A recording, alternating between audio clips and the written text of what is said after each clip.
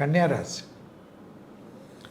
திருக்கொல்லிக்காடு, திருவாரூர்லேருந்து திருத்துறைப்பூண்டி போகின்ற வழியில் இருக்கக்கூடிய திருக்கொல்லிக்காடு பொங்கு சனீஸ்வரர்.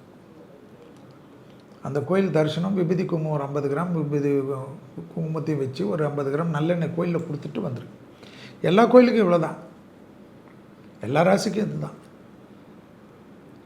அலர்ஜி பார்த்துக்கணும், சுவாச கோளாறு வரக்கூடாது. தனம், குடும்பம், வாக்கு, அனுகூலம், லக்ஷ்மி கடாட்சம் எல்லாம் ஏற்படும். தாய் வழி உறவு, தந்தை வழி உறவு இருந்த பாதிப்புகள் பரிபூர்ண நிவர்த்தி ஏற்படும். எடுத்த காரியத்தில் ஜெயம், அனுகூலம் ஏற்படும். தொலைதூரத்திலிருந்து நல்ல செய்திகள் கிடைக்கும். பதட்டம் படிப்படியாக குறையும்.